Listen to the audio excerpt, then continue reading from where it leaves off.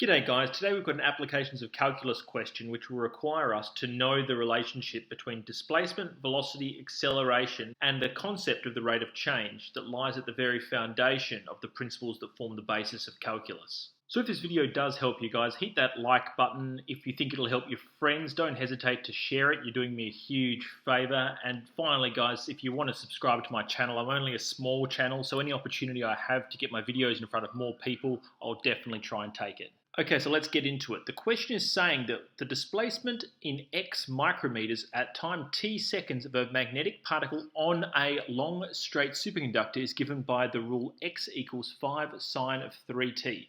We're asked to do three different things. We have to determine the velocity of the particle at a particular time. We have to determine the rate of change of the velocity or the acceleration when time equals pi on 2. And finally, after letting v equal the velocity of a particle at t seconds, we're asked to use the fundamental theorem of calculus to determine the average rate of change of velocity from time equals 0 to time equals pi on 2. But more on that when we get to it.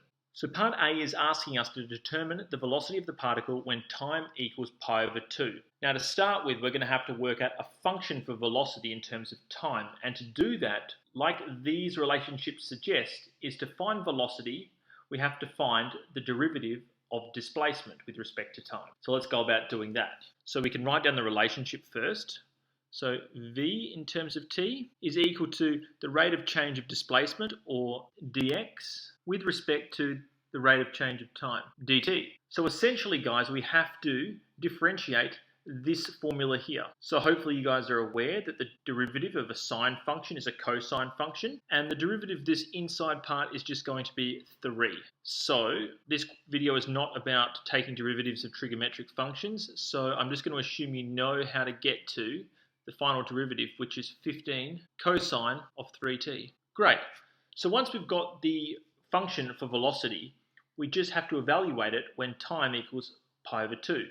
So we substitute pi over 2 in for t in this cosine function, and we get v of pi over 2 equals 15 cosine, and then 3 times pi over 2 is 3 pi over 2.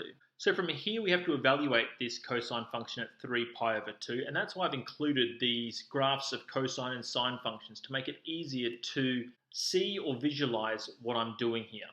So cosine of 3 pi over 2 is going to be equal to, well, here's cosine of 0, cosine of half of pi, or pi on 2, cosine of pi, and cosine of 1.5 pi, or 3 pi over 2 is here.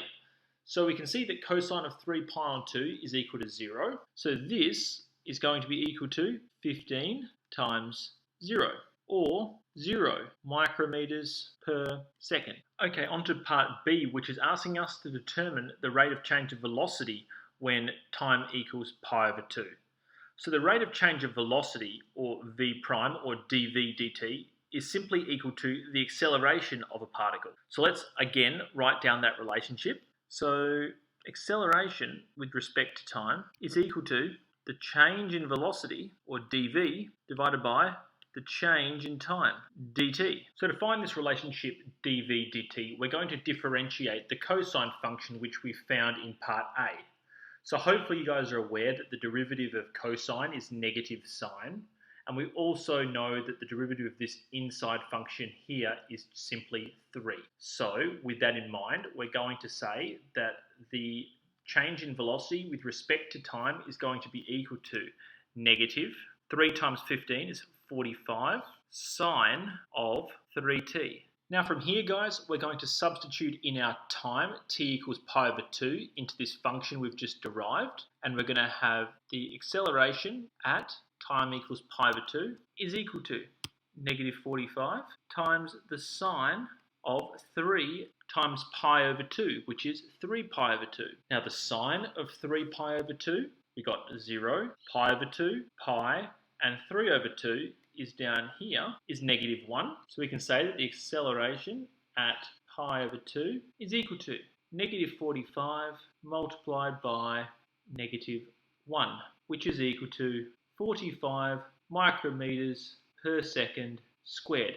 Now on to part C, which asks us to let v equal the velocity of the particle at t seconds, and then to determine the definite integral from 0 to pi over 2 of the rate of change of velocity with respect to time dt. Now, to determine this particular integral, we're going to use the fundamental theorem of calculus, which basically, in regards to this question, means that if I have a definite integral from a to b of a function or a derivative function with respect to x, the effect of the integral on the derivative will be to cancel each other out, and I'll be left with the original function evaluated at the upper limit, subtract the original function evaluated at the lower limit. So here, the integral from 0 to pi over 2 of dv dt is the same as saying the integral from 0 to pi over 2 of the acceleration function, and this is simply going to be equal to the original function which acceleration was derived from, or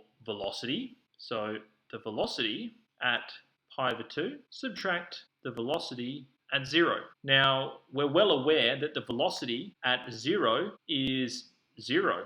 So we can substitute that one in because we've calculated this in part A. And let's calculate what the velocity is going to be equal at 0. Well, the velocity equation is 15 cosine 3t. So this is going to be minus 15 cosine of 3 times 0. So the cosine of 0, guys, is 1. And we're left with 0 subtract 15 times 1, or negative 15 micrometers per second.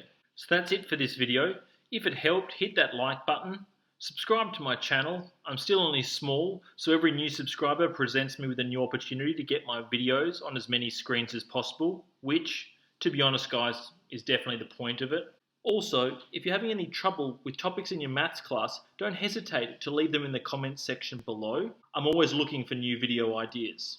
But until next time guys, keep doing as many different problems as possible. Keep bashing your head against the wall. I promise guys, if you just keep on keeping on, eventually that wall will fall down and you will master this topic. But most of all guys, whilst you're doing all of this, remember that you must keep on enjoying your maths. And I'll see you next time.